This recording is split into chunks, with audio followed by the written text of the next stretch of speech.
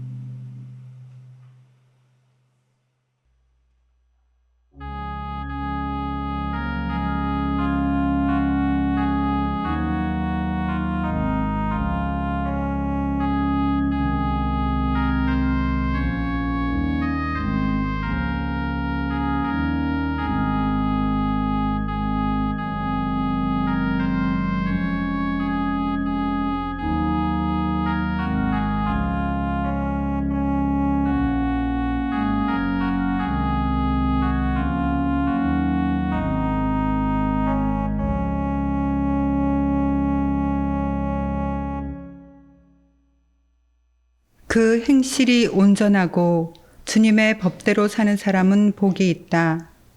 주님의 증거를 지키며 온 마음을 기울여서 주님을 찾는 사람은 복이 있다. 진실로 이런 사람들은 불의를 행하지 아니하고 주님께서 가르치신 길을 따라 사는 사람이다. 아멘.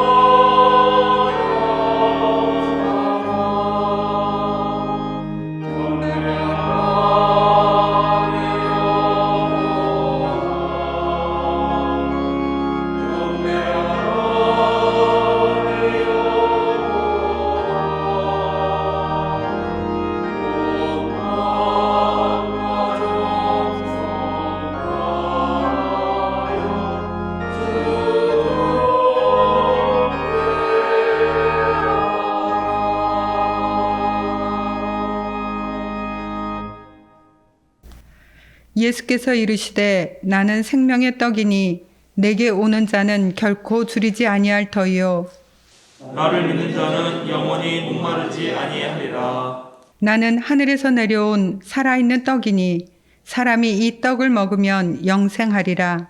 내가 줄 떡은 곧 세상의 생명을 위한 내 살이니라 하시니라. 내 살을 먹고 내 피를 마시는 자는 영생을 가졌고 마지막 날에 내가 그를 다시 살리리니 내 살은 참된 양식이요 내 피는 참된 음료로다. 내 살을 먹고 내 피를 마시는 자는 내 안에 거하고 나도 그의 안에 거하나니 살아계신 아버지께서 나를 보내심에 내가 아버지로 말미암아 사는 것 같이 나를 먹는 그 사람도 나로 말미암아 살리라. 새 계명을 너희에게 주노니 서로 사랑하라. 내가 너희를 사랑한 것 같이 너희도 서로 사랑하라. 너희가 서로 사랑하면 이로써 모든 사람이 너희가 내 제자인 줄 알리라. 아멘.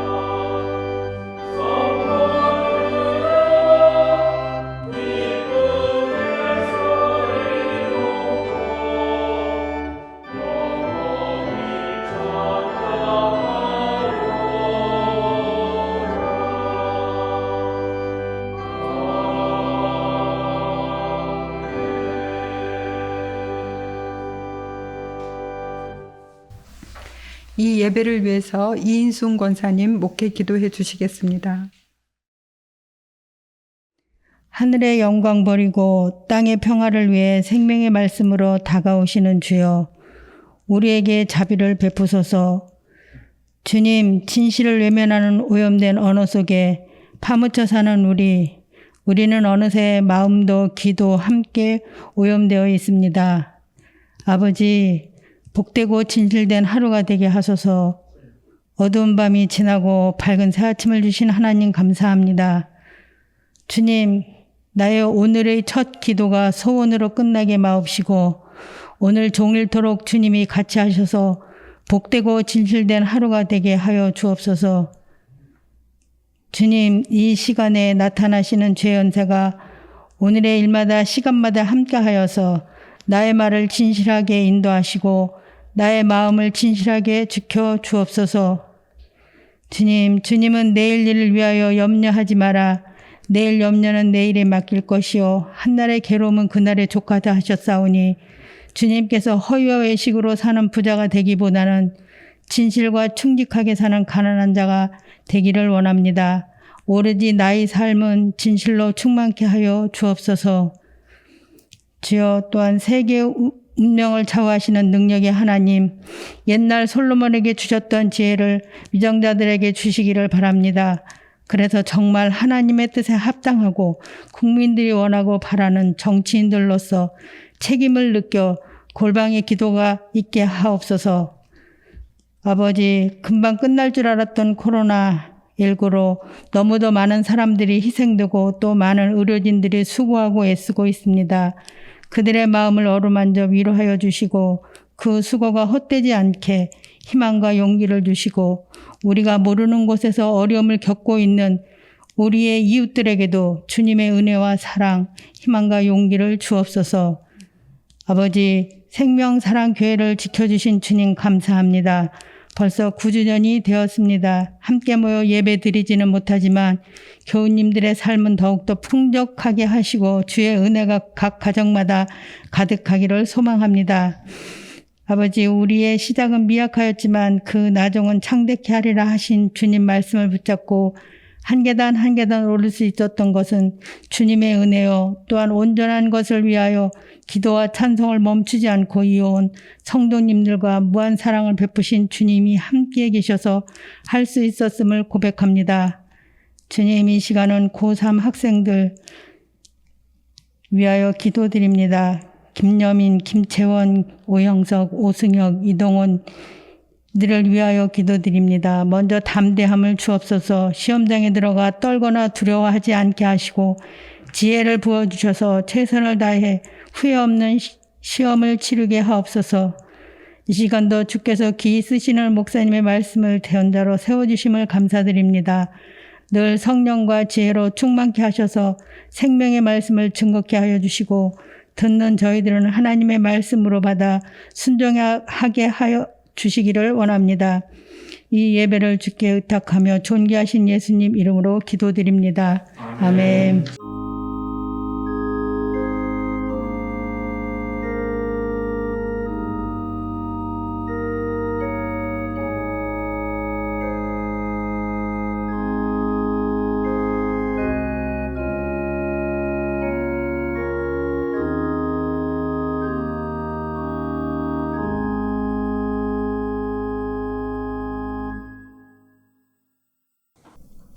창조절 다섯째 주일 우리에게 주시는 성경 말씀은 아모스서 2장 4절에서 8절, 시편 84편 5절에서 10절, 로마서 14장 7절에서 12절의 말씀입니다.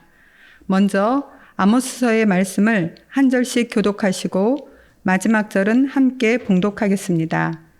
나 주가 선고한다. 유다가 지은 서너 가지 죄를 내가 용서하지 않겠다. 그들이 주의 율법을 업신여기며 내가 정한 율례를 지키지 않았고 오히려 조상이 섬긴 거짓 신들에게 홀려서 그릇된 길로 들어섰기 때문이다. 그러므로 내가 유다에 불을 보내겠다. 그 불이 예루살렘의 요새들을 삼킬 것이다. 나 주가 선고한다. 이스라엘이 지은 서너 가지 죄를 내가 용서하지 않겠다. 그들이 돈을 받고 의로운 사람을 팔고 신 한 켤레 값에 빈민을 팔았기 때문이다. 그들은 힘없는 사람들의 머리를 흙먼지 속에 쳐 넣어서 짓밟고 힘 약한 사람들의 길을 굽게 하였다. 아버지와 아들이 같은 여자에게 드러내며 나의 거룩한 이름을 더럽혔다. 다 같이 그들은 전당으로 잡은 옷을 모든 제단 옆에 펴놓고는 그 위에 눕고 저희가 섬기는 하나님의 성전에서 벌금으로 거두어들인 포도주를 마시곤 하였다. 다음은 시편 84편 5절에서 10절 말씀입니다. 저와 함께 한 절씩 교독하시겠습니다. 주님께서 주시는 힘을 얻고 마음이 이미 시온의 순례길에 오른 사람들은 복이 있습니다. 그들이 눈물 물정이를 지나갈 때에 샘물이 솟아서 마실 것입니다. 가을비도 샘물을 가득 채울 것입니다. 그들은 힘을 얻고 더 얻으며 올라가서 시온에서 하나님을 우러러 뵐 것입니다. 주 만군의 하나님, 나의 기도를 들어주십시오. 야곱의 하나님, 귀를 기울여 주십시오. 우리의 방패이신 하나님, 주님께서 기름을 부어주신 사람을 돌보아 주십시오. 주님의 집 뜰 안에서 지내는 하루가 다른 곳에서 지내는 첫날보다 낫기에 악인의 장막에서 살기보다는 하나님의 집 문지기로 있는 것이 더 좋습니다. 마지막으로 로마서 14장 7절에서 12절 말씀을 한 절씩 교독하시고 마지막 절은 함께 봉독하겠습니다. 우리 가운데는 자기만을 위하여 사는 사람도 없고 또 자기만을 위하여 죽는 사람도 없습니다. 우리는 살아도 주님을 위하여 살고 죽어도 주님을 위하여 죽습니다. 그러므로 우리는 살든지 죽든지 주님의 것입니다. 그리스도께서 죽으셨다가 살아나신 것은 죽은 사람에게도 산 사람에게도 다 주님이 되시려는 것이었습니다. 그런데 어찌하여 그대는 형제나 자매를 비판합니까? 우리는 그대는 형제나 자매를 없인 여기니까 우리는 모두 다 하나님의 심판대 앞에 서게 될 것입니다. 성경에는 이렇게 기록되어 있습니다. 주님께서 말씀을 하신다. 내가 살아있으니 모든 무릎이 내 앞에 꿇을 것이요 모든 입이 나 하나님을 찬양할 것이다. 그러므로 우리는 각각 자기 일을 하나님께 사실대로 알아야 할 것입니다. 아멘. 김영주 장순아 집사님의 특송 후에 어두움 후에 빛이 오며 라는 제목으로 목사님의 말씀이 있겠습니다.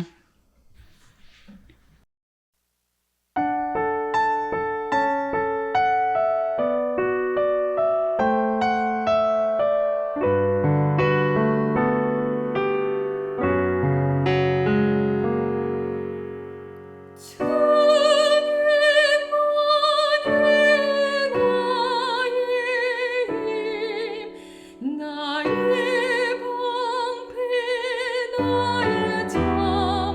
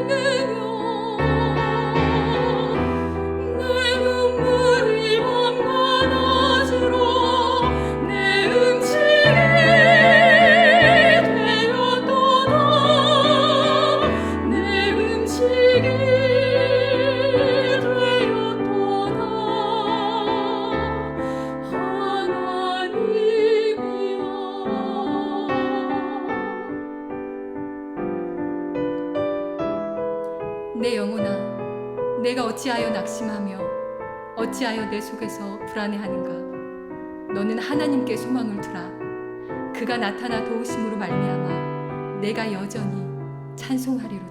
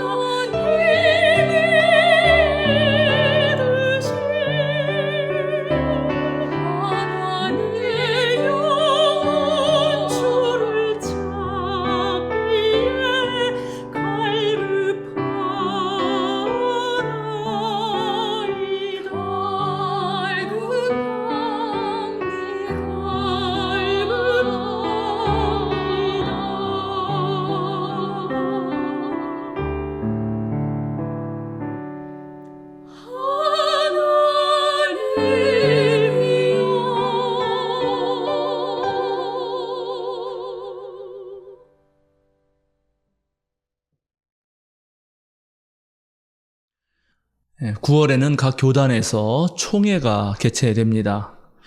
지금 코로나 때문에 각 교단 총회는 매우 간소화해서 치러졌습니다. 다른 교단은 하루 했고 저희 교단은 이틀만 했습니다.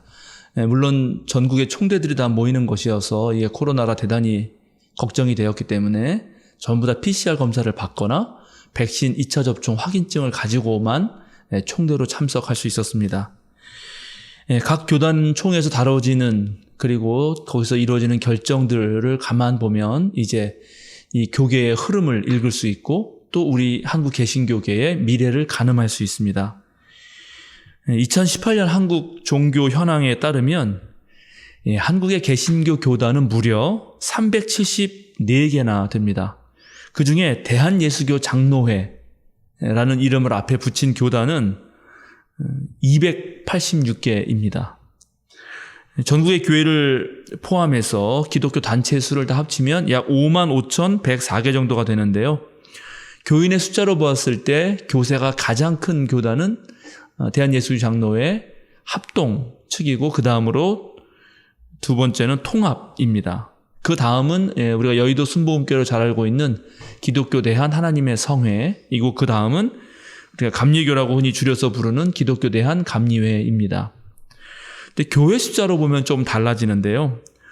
교회 숫자로 보았을 때도 역시 예장 통합 측, 합동 측이 가장 많고 그리고 이어서 감리회와 기독교에 대한 침례회가 많이 있습니다. 대한예수교 장로회 중에서는 그래서 우리가 합동, 통합 측 총회 결정사항을 잘 봐야 합니다. 왜냐하면 그것이 이 교계와 사회에 미치는 영향이 지대하기 때문입니다. 그러나 또 우리 교회는 한국기독교 장로회에 속해 있기 때문에 우리 교단 총회에서 어떤 결정이 이루어지는 것을 살피기도 해야 합니다. 그래서 오늘 제가 세 교단을 중심으로 좀 얘기를 해보려고 하는데요. 일단 세 교단 모두 전년에 비해서 교인의 수가 감소했습니다. 예장합동은 교인 17만 명이 감소했고 교회 72개가 줄어들었습니다. 예장통합은 11만 명의 교인이 그리고 우리 교단은 7,954명의 교인이 감소했습니다. 그런데 교단의 총회가 내는 통계는 그 전년도 그러니까 올해 지금 9월 달에 했던 총회는 2019년부터 2020년까지의 통계입니다. 그러니까 코로나 2년째인 2021년 통계는 반영된 것이 아닙니다. 아마 올해 통계는 내년 총회나 가서 알 수 있을 텐데 아마도 더 급격한 감소가 이루어졌을 거라고 그렇게 예상됩니다. 예장 합동 경우는 교인 수와 교회도 감소했지만 예장 통합이나 우리 교단은 교인 수는 감소했는데 교회 수는 늘었습니다. 그리고 목사의 수는 세 교단 모두 늘었습니다. 그러니까 우리 교단이나 예장 통합은 교회가 점점 힘들어졌다는 것이고 또 목회자의 삶들이 훨씬 더 팍팍해졌다는 것을 예상할 수 있습니다. 예장 합동의 가장 보수적인 교단 중에 하나라고 불리우는 예장 합동의 총회 주제는 은혜로운 동행이었습니다. 그런데 이 예장 합동 총회에서 올해도 교단의 어떤 인식 변화를 요구하면서 여성 목사 안수, 준목 인허 허락하는 것, 그 다음에 설교권을 부여해달라고 그렇게 안건을 올렸는데 그 안건 역시 올해도 모두 부결됐습니다. 성경의 문자적 해석에 매여서 아직도 여성이 목사가 될 수 없고 설교할 수 없고 목사에 준하는 지위조차도 얻을 수 없는 것입니다. 또 한편 예장합동의 총회장인 백왕식 목사가 목회하는 교회는 대함교회인데 거기에 장로인 현 국민의힘 원내대표인 김기현 장로는 이 합동 총회에 참석해서 특별히 에스더서를 인용하면서 모르드게가 한 말을 가지고 포괄적 차별금지법에 대해서 우리 많은 교인들이 우려하고 있는데 그걸 막겠다라고 말하였습니다. 국민 10명 중 6, 7명이 찬성해서 정말 이 사회적 약자들에 대한 모든 차별을 금지하겠다는 법안인데 그것에 대해서 하나님의 보편적 사랑을 말해야 되는 교회가 정반대의 길을 가고 있는 것입니다. 총회 주제는 은혜로운 동행이지만 그 은혜로운 동행 안에 여성이라든지 사회적 약자들은 제외되고 있습니다. 그래도 예장합동총회가 잘한 것 중에 하나는 목사들이 정년을 연기해달라고 3년 연기해서 73세까지 연장하고 싶어 했지만 그것은 부결되었고 그리고 신앙을 빙자해서 연일 정치 집회를 하고 있는 정광훈 목사의 집회와는 참여하지 말 것을 다 의결했습니다. 그것은 참 잘한 일이라고 생각합니다. 예장 통합 장로의 신학대학원을 나와서 또 그런 이제 쪽에 그 목사들이 많이 배치되어 있는 교단이죠. 예장 통합총회에서 가장 뜨거운 이슈가 된 주제는 역시 명성교회의 세습 관련 법안이었습니다. 헌법위원회가 청원한 헌법 시행규정 16조 1의 5항, 즉 담임 목사 은퇴 5년 이후에는 세습이 가능하도록 하는 개정안이 이번에 올라갔는데 그게 무척 크게 문제가 되었습니다. 당연히 명성교회의 이 불법 세습을 교단 차원에서 인정해주고 눈 감아주고 또 정당화하겠다는 그런 개정안이었기 때문이죠. 우리가 잘 알고 있는 교회개혁 실천연대를 이끌었던 방인성 목사님 비롯해서 수많은 뜻있는 목사들의 반대에 부딪혔고 결국 이 개정안의 결의는 1년간 보류되었습니다. 예장 통합은 아주 오래전에 각 노예별로 여성 총대 1명을 보내자라고 결의한 바가 있습니다. 그런데 그게 권고안이 되면서 실제로 예장 통합 총회에서는 여성 대표들의 모습을 거의 찾아볼 수가 없습니다. 그리고 매년 목회자 연금의 그 운용을 두고 서로 믿지 못해서 옥신각신했는데 올해도 여전히 그걸 가지고 한참을 또 싸웠습니다. 이단성이 농후하고 사회에 부정적 영향을 끼치고 있는 인터콥 또는 정광훈 같은 부류에 대해서는 전혀 언급하지도 잘 않으면서 물론 인터콥은 조금 얘기를 했는데요. 정광훈 목사 이단성에 대해서는 올해는 말도 하지 않았습니다. 그러면서도 성소수자들에 대해서는 매우 보수적인 성향을 드러내는 사람들이 전면에 나서게 됐습니다. 예장 통합이 잘한 것 중에 하나는 제가 보기에는 총회장을 상근직으로 했다는 것입니다. 이제 총회장이 보통 일반 교회를 목회하는 분이신데 예전 같으면 목회를 하면서 총회장 이 직을 감당하는 것입니다. 그런데 이번에 예장 통합은 총회장이 되신 분은 그 교회에 1년 안식년을 하고 총회를 위해서 매일 일하도록 만든 것입니다. 그러면 이제 총회가 정한 일들을 더 훨씬 더 잘 돌아보고 아주 일관성 있는 정책을 펼 수 있는데 그건 잘했습니다. 그렇다면 이제 우리 교단입니다. 남교단 얘기할 게 아니라 우리 교단 어떨까요? 저는 우리 교단에 대해서 애정이 많습니다. 그리고 저는 내부 사람으로서 교단의 각종 회의와 정책에 참여하고 있는데 우리 교단의 현재 모습과 미래를 생각할 때 솔직하게 말하자면 좀 답답한 그런 마음들이 들기도 합니다. 그러나 그럼에도 불구하고 지금 한국 개신교가 사회의 발전을 따라가지 못하고 완전히 후진성을 보여주는 이때 우리 교단은 그래도 올해도 몇 가지 매우 중요한 결정을 했습니다. 첫째로 우리 교단은 올해 여성 총회장을 배출했습니다. 한국 개신교 장로교단 역사에서 처음 있는 일입니다. 정말 뿌듯하고 자부심이 느낄 만합니다. 지금 예장 합동이 여성에게 목사 안수조차 주지 않는 그런 상황에서 여성 총회장을 배출하는 교단이 있다는 것은 정말로 훌륭한 일이죠. 여성 총회장 외에 이번에 우리 교단이 또 최초로 한 것이 있습니다. 그것은 목사와 장로가 아닌 6명의 평신도에게 총회 정회원 자격을 부여했습니다. 지금 한국 개신교, 특별히 장로에 있어서 가장 큰 문제 중에 하나는 총대들이 평신도들의 의견을 전부 골고루 반영하지 못하는 것이 매우 고질적인 질병입니다. 장로회는 중세교회의 교황직제에 반대해서 그걸 비판하면서 바로 평신도들을 대표로 뽑아서 회의체를 구성하는 것, 그것으로서 종교개혁 정신을 보여준 교단이 바로 장로회입니다. 그래서 미국의 경우만 해도 청년 대표, 여성 대표, 장애인 대표 이런 식으로 대표들이 나와서 아주 골고루 교인들의 의견을 반영하고 있고, 그래서 미국 장로교 총회에 가보면은 30대, 40대 총대들이 무려 43%나 됩니다. 그 비율을 정확하게 지키고 있기 때문입니다.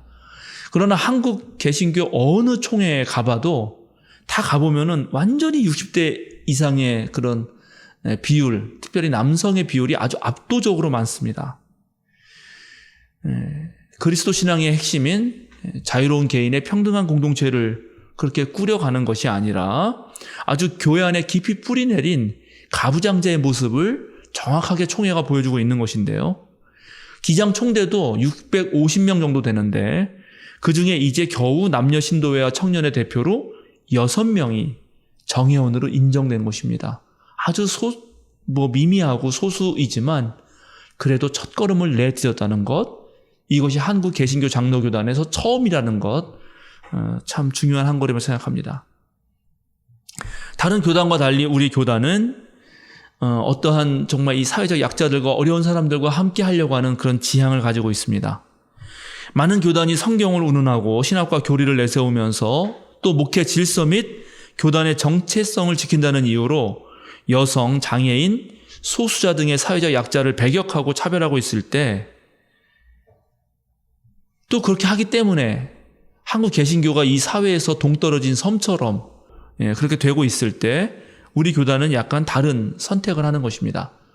특별히 2018년부터 존속 중인 성소수자 목회 연구위원회는 1년 동안 더 연장해서 연구하기로 했고, 이 연구위원회가 정말 어떻게 더불어서 성소수자들과 함께 목회할 수 있을까를 연구하기 위해서 이번에는 목사 신학자뿐만 아니라 청년과 외부 전문가들을 모시기로 결의했습니다. 또 우리 생명사랑교회 당회가 서울 복로회를 통해서 이번 총회에 헌법 개정안을 낸 것이 있습니다. 우리 교단 헌법 정치 제4장 20조에 보면 목사의 자격이 나오는데요. 이렇게 되어 있습니다. 목사는 신앙이 진실하고 교수 능력이 있는 사람으로서 신체가 건강하고 행위가 복음 선교에 적합하며 가정을 잘 다스리고 타인의 존경을 받으며 다음과 같은 자격을 갖춘 사람이어야 된다, 이렇게 쓰여 있는데, 이 중에 여기에 장애인에 대한 편견을 조장할 수 있는 신체가 건강하고라는 말이 있습니다. 우리 당회가 이것을 빼야 된다라고 그렇게 우리 서울 북로회를 통해서 총회에 냈는데, 이것이 총회에서 통과되었을 뿐만 아니라 실제로 중증 장애인이 어떻게 목회자로서 역할을 할 수 있을지를 다각도로 연구하자는 그 안도 통과되었습니다. 성인지 감수성을 반영해서 교회 성폭력 사건 관련한 피해자 신상을 보호하고 사건 처리를 매우 간소화하는 방향으로 헌법을 개정했고요. 이제 목사가 되기 위해서는 양성평등과 성폭력 예방교육을 의무적으로 이수해야 되고 성폭력 예방 의무교육 이수 확인서도 제출하도록 그렇게 만들었습니다. 이런 것들이 잘 정말 이루어진다면 우리 기장교단은 훨씬 더 안전하고 포용력이 넓은 교단이 될 것입니다. 이제 이런 교단들의 총회 내용을 살펴보면서 성경 안으로 들어가 보겠습니다. 오늘 우리가 읽은 구약 성경 아모스는 드고아에서 양을 치다가 하나님의 부르심을 받고 일거의 예언자가 된 사람입니다. 누구든지 하나님의 손에 붙들리면 하나님의 말씀을 대언하는 예언자가 될 수 있습니다. 아모스는 그런 소명을 받았고 그의 마음은 주님의 열정으로 불타올랐습니다. 이제 예언자가 된 그는 하나님의 눈으로 이 세상과 또 그리고 이스라엘 백성, 신앙의 백성들의 삶의 모습을 봅니다. 아모스의 눈에는 온갖 민족들이 저지른 그런 범죄들이 보입니다. 다른 민족들뿐만 아니라 이제 하나님의 백성으로 선택받았다는 유다나 이스라엘도 이 아모스의 그런 경고에서 피해갈 수 없습니다. 나 주가 선고한다. 유다가 지은 서너 가지 죄를 내가 용서하지 않겠다. 그들이 주의 율법을 업신여기고 내가 정한 율례를 지키지 않았고 오히려 조상들이 섬긴 거짓 신들에게 홀려서 그릇된 길로 들어섰기 때문이다.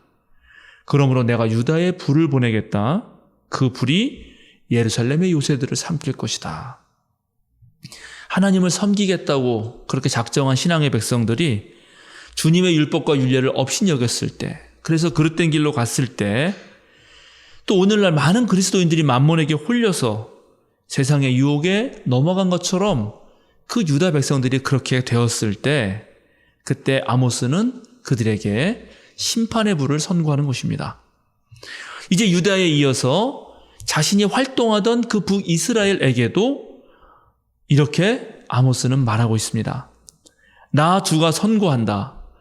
이스라엘이 지은 서너 가지 죄를 내가 용서하지 않겠다. 그들이 돈을 받고 의로운 사람을 팔고 신 한 켤레 값에 빈민을 팔았기 때문이다. 그들은 힘없는 사람들의 머리를 흙먼지 속에 쳐넣어서 짓밟고 힘 약한 사람들의 길을 굽게 하였다. 아버지와 아들이 같은 여자에게 드나들며 나의 거룩한 이름을 더럽혔다. 그들은 전당으로 잡은 옷을 모든 제단 옆에 펴놓고는 그 위에 눕고 저희가 섬기는 하나님의 성전에서 벌금으로 거두어들인 포도주를 마시곤 하였다. 정말 이 북이스라엘 백성들이 하는 짓은 눈뜨고 쳐다볼 수가 없습니다. 신발 한 켤레 값에 가난한 이들을 노예로 팔아버립니다. 돈이라면 사족을 못 쓰면서 의로운 사람도 악의 무리에 넘겨주고 힘없는 사람들의 머리를 땅에다가 짓이기고 또 가뜩이나 길을 못 펴는 그런 연약한 사람들을 길에서 밀쳐냅니다. 아버지와 아들이 오늘 같은 여자들에게 드나들었다 이렇게 말합니다. 물론 이게 21세기에는 좀 일어나기 어려운 일이겠지만 이건 1세기의 다산의식, 즉 풍요로움을 요구하기 위해서 신전에서 창기들과 벌이는 짓을 일종으로 이렇게 애둘러 말하는 것입니다. 아버지나 아들이나 상관없이 그저 축복을 내려준다면은 어떠한 윤리 도덕적 것을 지키지 않고 마구 향락을 즐겼다는 거죠. 실제로 야훼 신앙도 타락합니다. 지금 하나님의 성전 앞에서 제사장들 같은 사람들이 죄를 졌다고 하면서 벌금을 내게 하거나 또 벌금을 안 내니까 이제 저당으로 잡은 옷을 펴놓고 하는 짓이 술이나 처먹고 앉아있는 것입니다. 하나님의 성전인데도 두려운 마음 하나 없고 하나님을 경외하는 마음이 전혀 없습니다. 자, 우리 코로나 2년이 되고 있습니다. 여러분, 우리 사회가 어떻게 되고 있습니까? 사회적 양극화가 너무너무 심해지고 있습니다. 이 국가들이 돈을 풀었는데 그 돈이 가진 자들에게만 모이고 있고 지금 우리나라의 쿠팡의 노동자들은 밤샘 작업을 하면서 자신들의 육체를 갉아먹고 있습니다. 그렇게 하고 있는데 한쪽에서는 미성년 자녀들에게 20억, 30억씩 부정한 방법으로 유산이나 또 주식을 물려주고 있습니다. 이 전염병 대유행의 악재 속에서 사각지대로 몰린 사람들은 삶을 포기하고 정말 극단적인 선택을 하고 있는데 한 국회의원의 아들은 그저 6, 7년 일하고 30대 초반의 나이에 퇴직금으로 50억을 받았습니다. 일반인들은 작은 범죄에도 꼼짝없이 벌금을 물고 감옥살이를 하지만 기득권자들은 엄청난 범죄를 저질러도 요리조리 법망을 피해가면서 활개를 치고 다닙니다. 이 불의한 세상, 불평등한 세상, 흙수저, 금수저가 나뉘고 개천에서는 더 이상 용인할 수 없는 이 세상에서는 그리스도인들도 사실은 눈물의 골짜기를 지날 수밖에 없습니다. 세상 한가운데 함께 살아가는 존재로서 모두가 당하고 있는 이 고난의 구렁텅이에서 함께 힘들어하는 것이죠. 그러나 그렇게 모두가 어두운 그늘을 지나고 있다 하더라도 그리스도인들은 뭔가 달라야 합니다. 왜냐? 우리 모두는 바울 사도가 말씀하신 대로 자기를 위하여 살거나 죽는 사람들이 아니기 때문입니다. 우리 모두는 주님의 것이고 살아도 주님을 위해 살고 죽어도 주님을 위해 죽습니다. 우리에게는 돈이나 권력, 내 자신의 신념이나 생각, 어떤 이데올로기가 주인이 아니라 바로 예수께서 우리의 주님이 되십니다. 그런데 우리가 주님으로 모시는 분, 바로 그분은 세상 모든 이들을 위해 자신을 내어주신 분입니다. 그러니까 우리가 주님을 위하여 살고 주님을 위하여 죽는다면 우리 또한 주님처럼 남을 위해서 자신을 내어주는 그런 훈련과 연습을 해야 할 것입니다. 그리고 실제로 우리가 그런 자세로 살아갈 때 우리도 살아남고 남도 구원할 수 있는 그런 길을 열게 되는 것입니다. 그래서 오늘 시편 저자는 이렇게 노래합니다. 주님께서 주시는 힘을 얻고 마음이 이미 시온의 순례길에 오른 사람들은 복이 있습니다.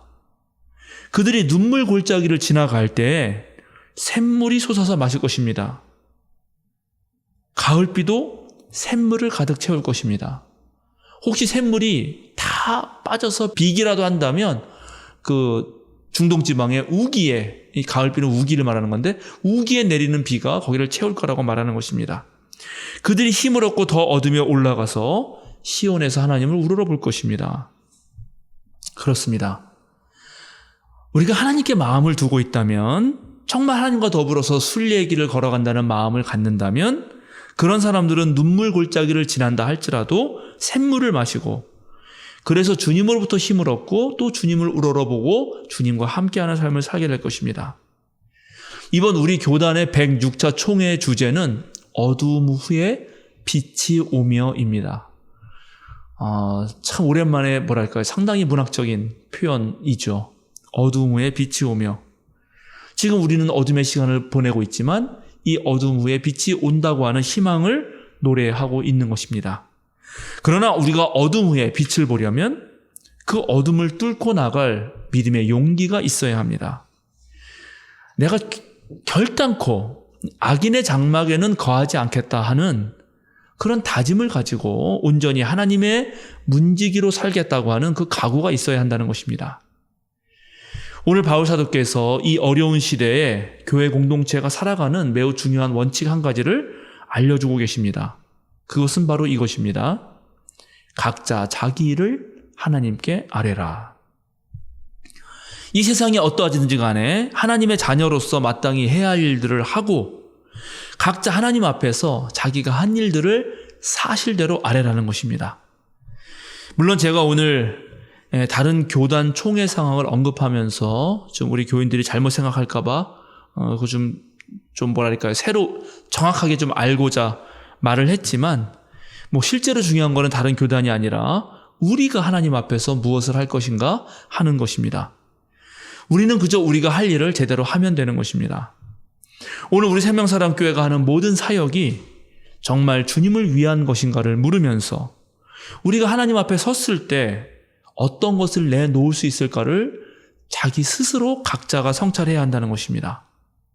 이 어두운 세상에 어떻게 한 자리에 촛불을 켤 수 있을지, 과거의 낡은 것은 벗어던지고 이 변하는 세상에서 어떻게 새롭게 주님의 선교를 감당해낼 수 있을지 열심히 찾고 부지런히 노력해야 한다는 것입니다.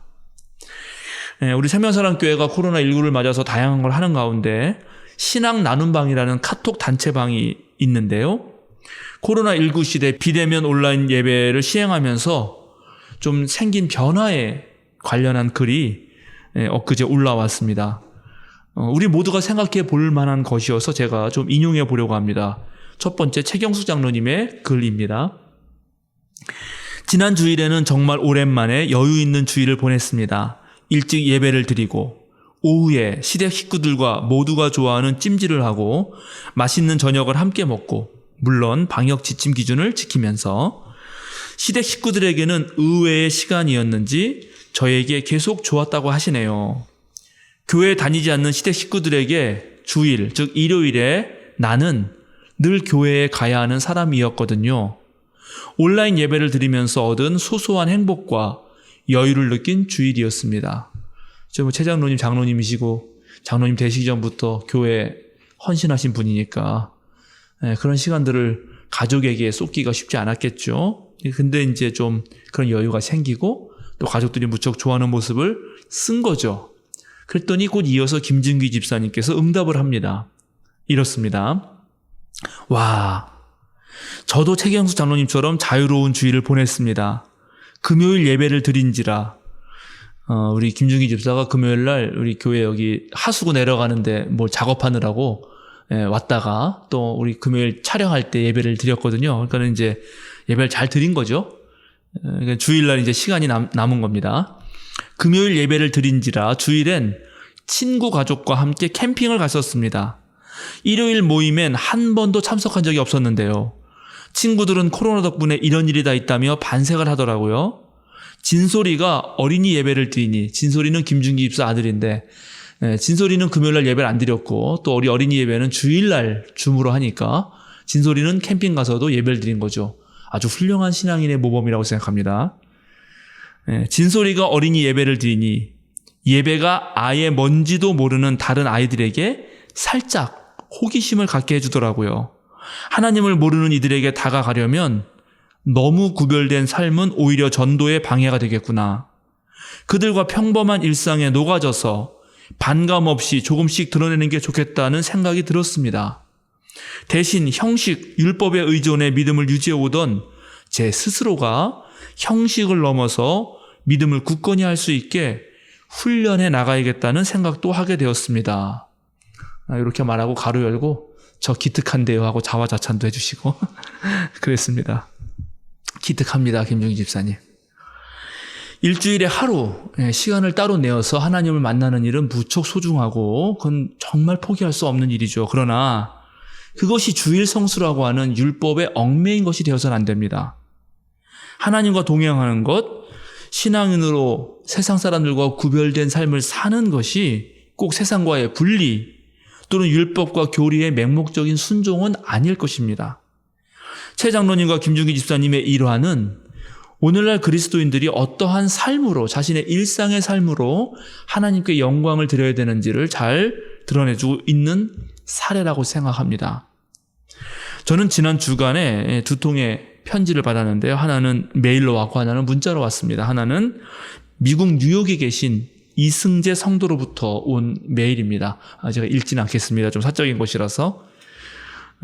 어쨌든 오래전에 미국에 유학에 갔고 제 수요사경회를 1강부터 시청했고 그게 너무 좋아서 우리 생명사랑교회 예배와 모든 신앙 영상을 본다는 메일이고, 뭐 그런 또 우리 또 목회자 수련 과정에도 좀 도움이 되고 싶다고 하는 메일이었습니다. 그리고 또 하나는 연세대 연합신학대학원에서 조직문화신학 전공으로 석사 과정을 밟고 있는 학생의 문자 메시지입니다. 또 이분 역시 유튜브를 통해서 우연히 제 설교를 듣고 너무 감동을 해서 우리 홈페이지에 들어와 봤더니 자신이 생각하는 목회가 너무 맞는다는 것입니다. 그래서 목사님 찾아뵙고 싶다고. 그래서 영상을 지금 찍고 있는 금요일인데요. 내일 토요일 만나 뵙기로 하겠습니다. 여러분 주일 예배 들으셨으면 제가 이미 만났겠죠? 토요일 날 만나서 또 얘기를 나누게 됩니다. 온라인 비대면 시대에 우리 교회 유튜브와 신앙 자료들 홈페이지를 보고 이렇게 전국에서, 아니 전 세계에서 함께 신앙을 나누고 싶어 하는 것이죠. 이렇게 우리는 오늘 세계 성만찬 주일인데 하나가 될 수 있는 것이고 전 세계인들이 하나로 하나님의 일을 해나갈 수 있는 것입니다. 어둠이 깊을수록 빛은 밝아오는 것입니다. 현명한 그리스도인들은 어둠 속에서도 밝아오는 그 빛을 보고 그 빛을 앞당겨서 자신이 각자 처한 그 자리에서 촛불 한 자루를 먼저 켜는 사람들입니다. 저와 여러분들이 바로 오히려 이 어둠 속에서도 빛나는 그 한 줄기의 빛이 되면 좋겠습니다. 함께 기도하겠습니다. 하나님, 남의 눈의 티를 제거하려는 우리의 어리석음과 교만함을 없애주시고 먼저 온전히 자기에게 맡겨진 소명과 사명에 집중하게 하여 주소서. 주님께서 맡겨주신 일의 완성도를 높이게 하여 주시고 남에게 이래라 저래라 하는 일 없게 하소서. 하나님, 자기 자신만을 사랑하려는 본능에서 벗어나 형제 자매와 이웃을 돌아보는 그 사랑의 행위로 한 걸음 내딛게 하여 주소서. 내 자신만을 생각하지 말고 모두를 생각하는 사람이 되게 하여 주소서. 주님의 순례길을 생각하며 어둠을 물리치고 빛을 불러오는 우리가 되게 하여 주소서. 예수 그리스도의 이름으로 기도드립니다. 아멘.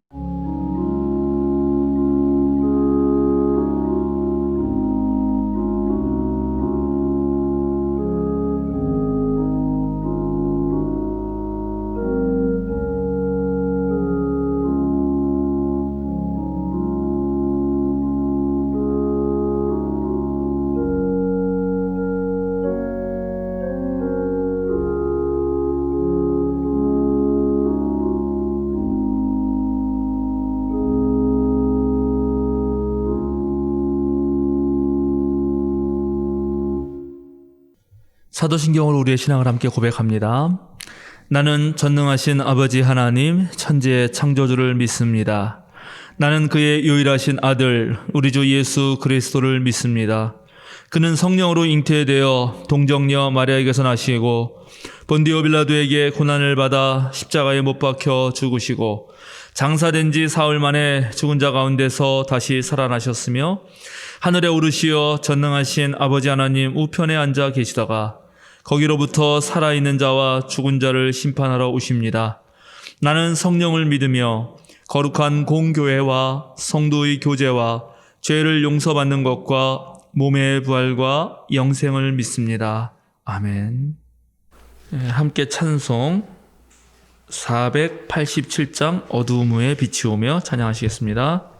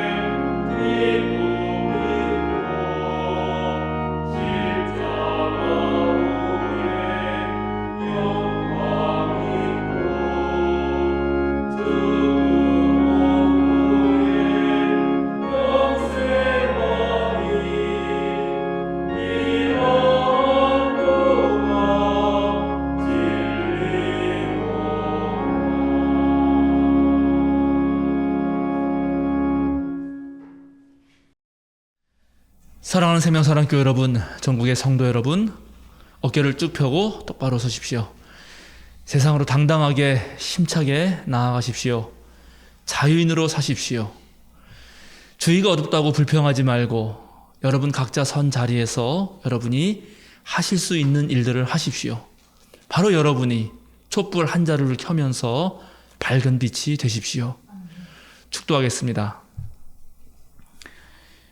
이제는 우리 주 예수 그리스도의 은혜와 하나님의 그 크신 사랑과 성령님의 거룩한 친교가 어둠 속에서도 밝아오는 저 빛을 향해 한 걸음 전진하는 생명사랑 교우들과 전국에서 지금 함께 예배하는 모든 성도들 위해 지금부터 영원토록 함께 하시기를 간절히 축원하옵나이다.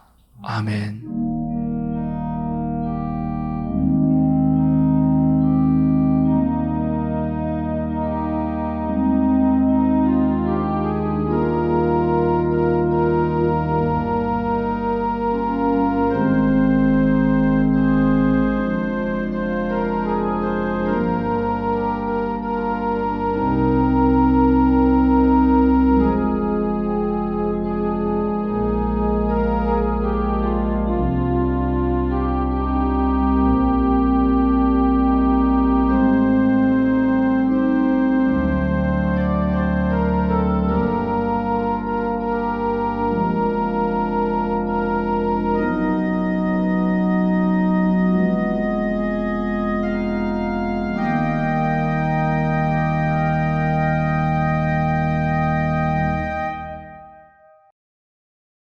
알림과 사귐 시간입니다.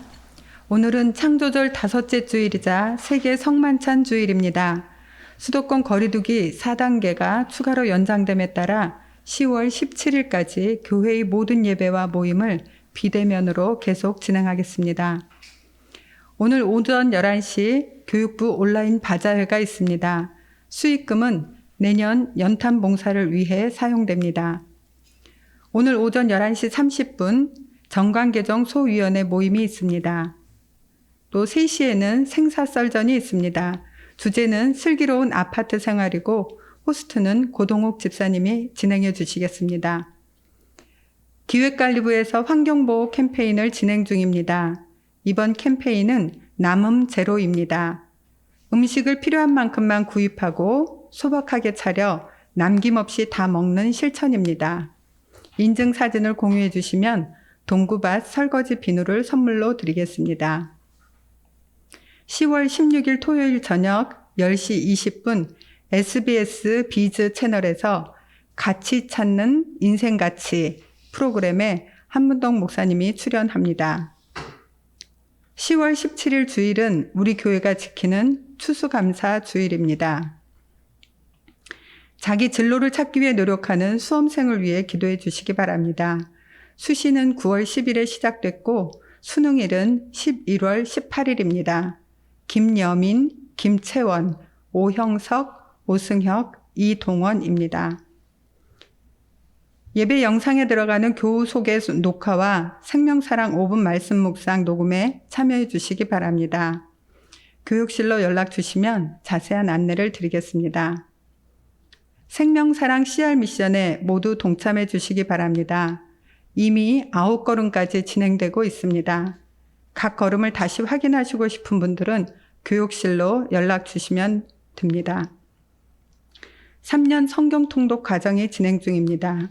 모두 열심히 참여해 주시기 바랍니다. 오늘 함께 예배드릴 수 있어서 감사합니다. 오늘 함께 누린 은혜가 한 주간 힘이 되시길 바랍니다. 다음 주 이 시간에도 함께 모여 예배드리겠습니다. 한 주간 승리하시길 바랍니다.